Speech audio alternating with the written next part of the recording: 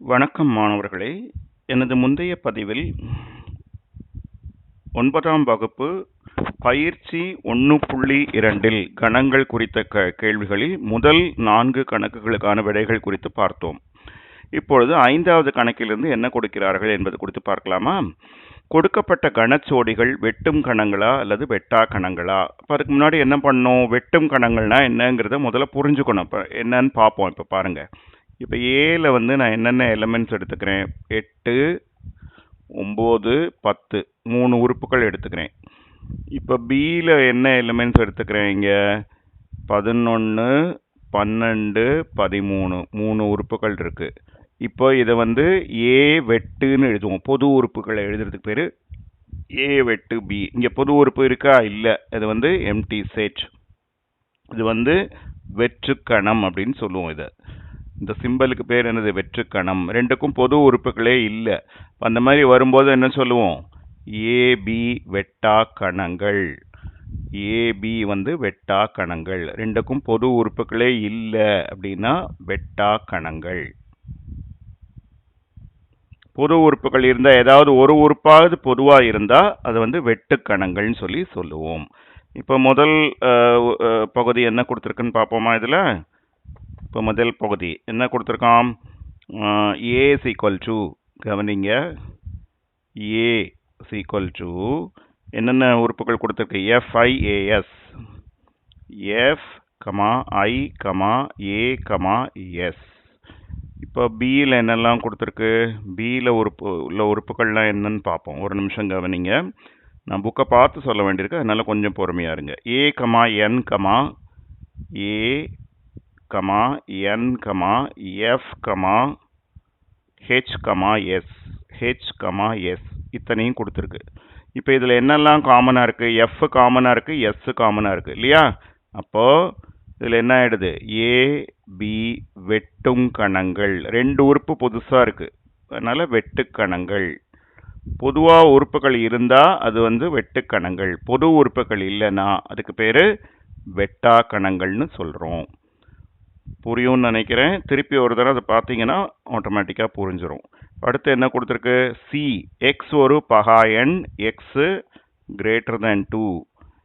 X அதாவது X ஒரு பகா எண், எக்ஸ் ஒரு பகா எண், எக்ஸ் கிரேட்டர் தேன் 2. ரெண்டுக்கு அதிகமான பகா எண்கள் என்னெல்லாம் இருக்கு? 3 இருக்கு, 5, 7, 11 இப்படி அது போயிட்டே இருக்கும். டி என்ன கொடுத்துருக்கு? எக்ஸ் அதாவது எக்ஸ் ஒரு இரட்டை பகாயன், இரட்டை பகாயன். இப்போ இரட்டை பகாயன் எத்தனை இருக்கு? ஒன்னே ஒன்று தான் இருக்கு. 2 மட்டும்தான் வரும். 2 தான் ஒரே ஒரு இரட்டை பகாயன். மீதி இரட்டை எண்கள்லாம் பகு எண்கள் ஆயிடும் இல்லையா? இப்போ என்ன பகா எண்கள்னா என்ன அர்த்தம்? 1 மற்றும் அதே எண்ணை தவிர மீதி எதுவுமே அதுக்கு வகுப்படாது. அந்த மாதிரி இருந்ததுன்னா இப்போ இதில் என்ன ஆயிடுது? சி வெற்று, டி வெற்றுக்கணம். இப்போ இதுலேருந்து உனக்கு என்ன கிடைக்குது? வெற்றுக்கணம், சாரி வெற்றுக்கணம். இதில் என்ன கிடைக்குது? சிடி வெட்டா கணங்கள். இது ரெண்டுக்கும் பொது உறுப்புகளே இல்லை, அதனால அது என்னன்னு சொல்லுவோம்? வெட்டா கணங்கள். ஓகே, இந்த எம்டி செட் மட்டும் சிம்பிள் மட்டும் பார்த்துக்கோங்க, நடுவில் இருக்கிற சர்க்கிள் வேண்டாம், சரியா? பார்த்துக்கோங்க. ஓகே, அடுத்தது என்ன? மூணாவது பகுதி பார்ப்போமா? 5 மூணாவது பகுதி. மூணாவது பகுதி என்ன கொடுத்துருக்கான்? ஒரு நிமிஷம் இருங்க, புக்கை பார்த்துட்டு சொல்கிறேன். இ எக்ஸ் 24 காரணி. எக்ஸ் அதாவது எக்ஸ் 24 காரணி. இப்போ அதை எதாலெல்லாம் வகுப்படுமோ அதெல்லாம் எழுதணும். என்ன எழுதணும்? 1, 2, 3, 4, 6, 8, 12, 24. 1 × 24 24, 2 × 12 24, 3 × 8 24, 4 × 6 24. அப்போ திருப்பி அதெல்லாம் ரிப்பீட் ஆகும். 6, 8, 12, 24 தான் ரிப்பீட் ஆகும். திருப்பி எஃப் என்ன கொடுத்துருக்குறான்? எஃப் எக்ஸ், எக்ஸ் ஆனது 3 மடங்கு, X less than 30. X X 3 மடங்கு கமா எக்ஸ் 30க்கு கீழே இருக்கு. இப்போ இதில் என்னெல்லாம் வரும்? 3, 6, 9, 12, 15, 18, 21, 24, 27 இத்தனையும் வரும். இதில் என்னெல்லாம் காமனாக வருது? 12 காமனாக வருது, 24 காமனாக வருது இல்லையா? பொது உறுப்பு இருக்குது. இப்போ இஎஃப் வெட்டுக்கணங்கள், இதை வந்து நம்ம வெட்டுக்கணங்கள்னு சொல்லுவோம். ஏதாவது ஒரு உறுப்பாவது பொதுவாக இருந்தால் வெட்டுக்கணங்கள், உறுப்புகளே பொதுவாக இல்லைன்னா அதுக்கு பேர் வெட்டாக்கணங்கள் அப்படின்னு சொல்லி சொல்கிறோம். சரி, இப்போ 6வது கணக்கு என்ன கொடுத்துருக்குன்னு பார்ப்போமா? 6 கவனிங்க. இப்போ 6வது கணக்கு என்ன கொடுத்துருக்கு? அதில் ஒரு செட்டு டிஃபைன் பண்ணியிருக்கோம். எஸ் வந்து என்னெல்லாம் கொடுத்துருக்கோம்? சதுரம், செவ்வகம், வட்டம் எல்லாத்தையும் எழுதுறேன். இப்போ பாருங்க, சதுரம், செவ்வகம், வட்டம், சாய் சதுரம், முக்கோணம், இத்தனை உறுப்புகளும் இதில் இருக்கு, இத்தனையும் இதில் இருக்கு. இப்போ இதை கொடுத்துருக்கான். இப்போ நீ என்ன எழுதுன கண்டுபிடிக்கணும் அப்படின்னா, ஒன்னொன்னுலையும் பின்வரும் கணங்களில் எஸ்ஸின் உட்கணங்களை பட்டியலிடுக அப்படின்னு சொல்லி, உட்கணங்களின் உறுப்புகளை பட்டியலிடுக. இப்போ என்னெல்லாம் கொடுத்துருக்கான்?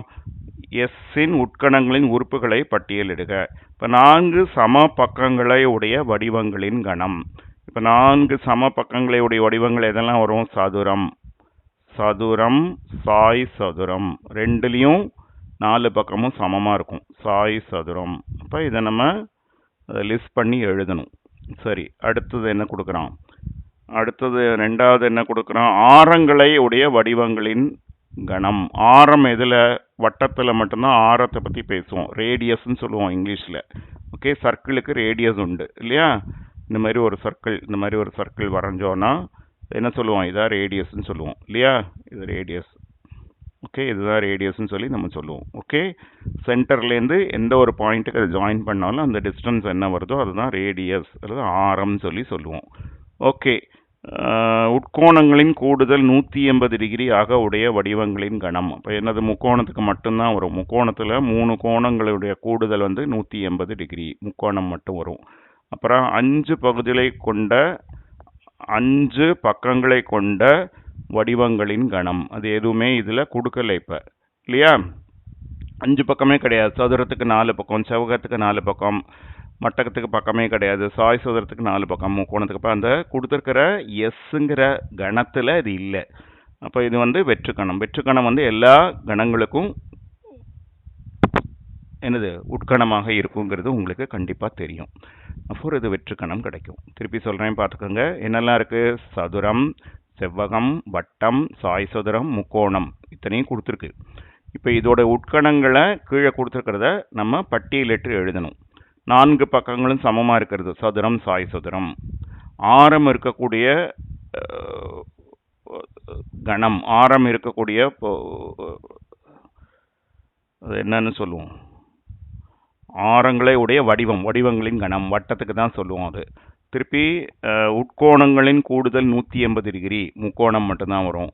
அடுத்து 5 பக்கங்களை உடைய வடிவங்களின் கணம். அது கண்டிப்பாக இதில் 5 பக்கம் உள்ளது இங்கே இல்லை. என்ன 4, 3 அதெல்லாம் தான் இருக்குது. சரியா?